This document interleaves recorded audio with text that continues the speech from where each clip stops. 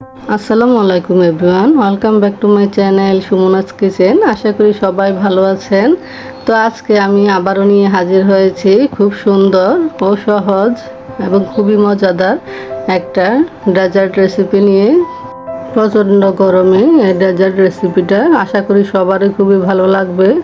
আর আমার দুধ দিয়ে আমি এই ডেজার্ট রেসিপিটা তৈরি করেছি। তো চলুন দেখে নেওয়া যাক আমি কিভাবে তৈরি করেছি, সাথে থাকুন। এখানে আমি 2 কাপ পরিমাণ তরল দুধ নিয়ে নিয়েছি। দুধটাকে আমি জাল করে নেব। তার সাথে দিয়ে দিচ্ছি 2 টেবিল চামচ চিনি। চিনির পরিমাণটা আপনারা বাড়িয়ে কমিয়ে নিতে পারেন। সাথে দিয়ে দিলাম 1 টেবিল চামচ পাউডার মিল্ক। দিয়ে আমি ভালোভাবে মিশিয়ে দুধটাকে জাল করে নেব। আমি একটু নেড়ে চেড়ে ভালোভাবে দুধটা জাল করে নিয়েছি। ফুটে আসার পরও আমি কিছুক্ষণ জাল করে নেব।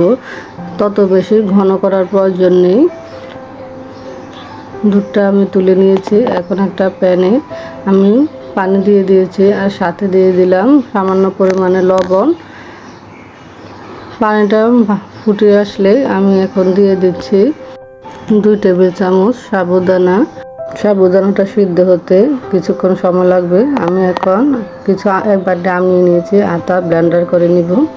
আর এখন সাবুদানাটা প্রায় সিদ্ধ হয়ে এসেছে। সাবুদানাটা মোটামুটি সিদ্ধ হয়ে আসলে আমি দিয়ে দিব এখন 1 কাপ পরিমাণ নুডলস। নুডলসটাকে দিয়ে আমি আবারও 2 থেকে 3 মিনিট সিদ্ধ করে নিব। তারপর একটা চাকতিতে ছেঁকে নিব।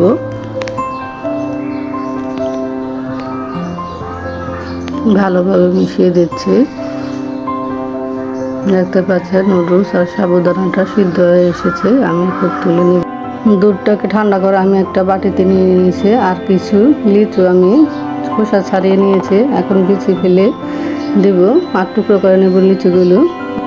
দুধের মধ্যে আমি লবণ দিয়ে দিয়েছি পরিমাণ মতো। আর একটা আম আমি কিউব করে কেটে নিয়েছি। আর লিচুগুলো আমি বিচি ফেলে টুকরো করে নিয়েছি। আর দুধের সাথে এখন এই পর্যায়ে সাবুদানা আর নুডলস সিদ্ধ করে রাখা মিশিয়ে নিচ্ছি ভালোভাবে। সবগুলো উপকরণ মিশিয়ে রেখে দেব একটা সাইডে।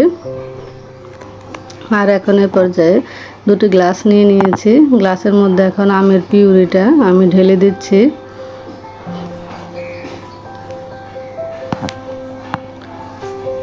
আমের পিউরিটা ঢেলে দিয়ে এখন এই পর্যায়ে সবগুলো মিশ্রণ আমি গ্লাসে দিয়ে দিব চামচের সাহায্যে।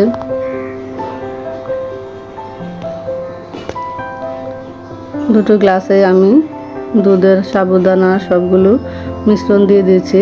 আর উপর দিয়ে আমি কয়েক টুকরা আম আবারও দিয়ে পরিবেশন করে দেখিয়ে দিচ্ছি আম দুধের ডেজার্ট রেসিপিটা কেমন হয়েছে।